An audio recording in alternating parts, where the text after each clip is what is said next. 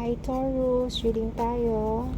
Tingnan natin kung ano yung nararamdaman ni person sa'yo and yung intention.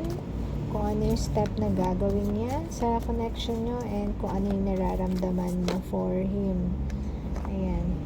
Pati yung potential outcome and energy. Ako, hindi ko na naman nabuksan ng mic. Karang. So, Taurus, maraming salamat sa mga nag-like at mga nag-subscribe. Maraming salamat po. So, ito, intention. How do they feel about you and yung intention nila? Ayan, may mga lumabas na. Wait lang. Tignan natin kung lalabas ulit. So, ano yung intention nila? Ayan.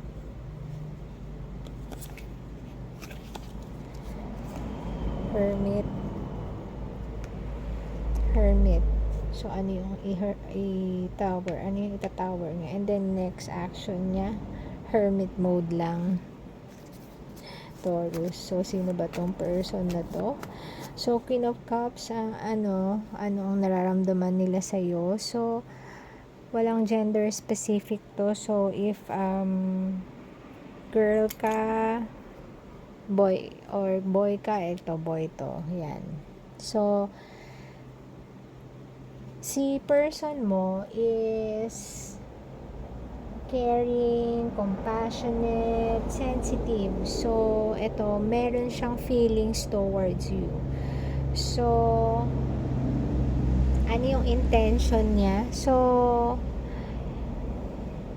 hindi siya i-clarify natin to mamaya kasi ano tong tower na to sa intention niya. Ano yan? Nag-try na ba siya and then huminto? Ayan. Yung next action niya, medyo lumayo siya. So, bakit kaya? So, alamin natin. So, ano ba ang nafe-feel mo sa person na to, sa connection na to? Ano ba yung nafe-feel mo sa connection na to? Oops. Okay. Ayaw mong sabihin, may mga tinatago ka na kinikip mo na lang sa sarili mo, kaya sasabihin mo. So, ano yung magiging outcome ng connection na to? Nine of Pentacles. So, single ladies kayo. Ganon. Yung outcome, walang mangyayari ba? Overall energy. Ano to? Two of Pentacles. Ayan. Pakiramdaman. Yun ang tingin ko dito sa connection na to, pakiramdaman. So, clarify natin yung Queen of Cups. Clarify. Eto na. Mabas na siya. Nine of Swords. Okay. So, may nararamdaman siya sa iyo, pero parang nahihirapan siya. Sobra siyang nahihirapan sa pag-iisip sa connection na to or sa iyo. Ayan. So, mukhang nanligaw na siya, nag-approach na siya sa iyo, nagagandahan siya sa iyo, nababaitan siya sa iyo. Yung iba sa inyo, kahit na may anak na, nag-offer pa rin siya. Yan ang sinasabi dito, na nag-offer pa din siya. So, pero parang binabaliwala mo siya. Ayan. So, kaya ito ang nararamdaman niya. So, clarify natin yung tower. Clarify natin yung tower. Ayun. Star. So, okay. Ikaw yung pangarap niya, pero parang may nangyari something. Ano bang nangyari? At parang bigla siyang nahinto yung pangarap niyang yun. May pangarap siya para sa inyong connection, okay? Pero bakit niya hininto? So, clarify natin yung next step niya. Nag-hermit mode siya. Bakit siya nag-hermit mode?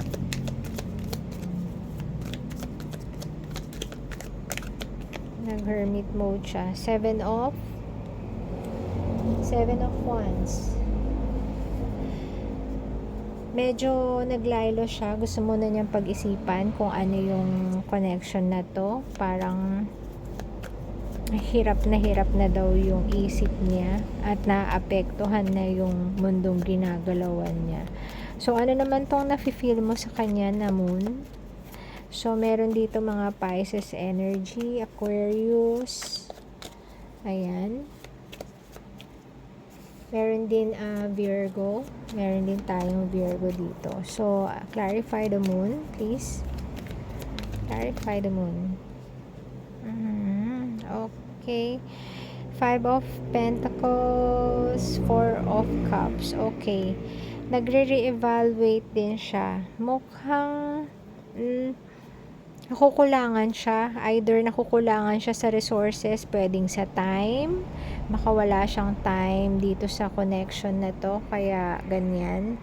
Kaya hindi siya umiimik sa connection na to. Hindi ka umiimik pala. Ikaw to. So, Four of Cups. Nire-reject mo tong connection na to. Kasi feeling mo hindi mo maibibigay kung ano yung wini-wish niya sa connection na ito. Hindi mo mabibigay. So, ni-reject mo siya. So, Nine of Pentacles. Clarify the Nine of Pentacles, please. Ito yung outcome ng connection na to. Ayan. Six of Cups. Ayan. So, ikaw, mag-a-apologize ka na lang sa kanya. Or isa sa inyo mag-a-apology, babalik. Pero, mukhang mag-a-agree na lang kayo na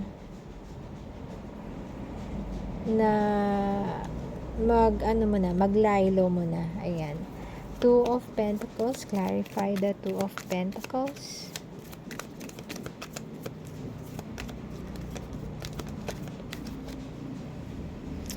Two of Pentacles, clarified by Three of Pentacles. So, ito yung nakaka-influence sa inyo. So, maaaring ikaw, busy ka sa work mo and nahihirapan kang mag-balance ng relationship and sa work mo or sa mga friends mo.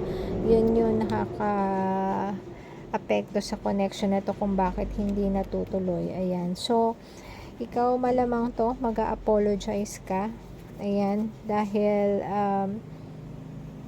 tinanggihan mo siya. Ayan, alam mong sobrang iniisip ka niya. Alam mong palagi siyang andyan, na lagi niyang sinasabi na gusto niyang bumuo ng future with you. Pero ikaw, kapag hiningan ka ng time, tsaka mo lang siya binibigyan. Ayan, eto na naman, lumabas na naman siya. Two of Pentacles. So, walang mangyayari sa relationship na to. Kaya siya nag-hermit mode. Ayan, nag-hermit mode. So, ayun muna.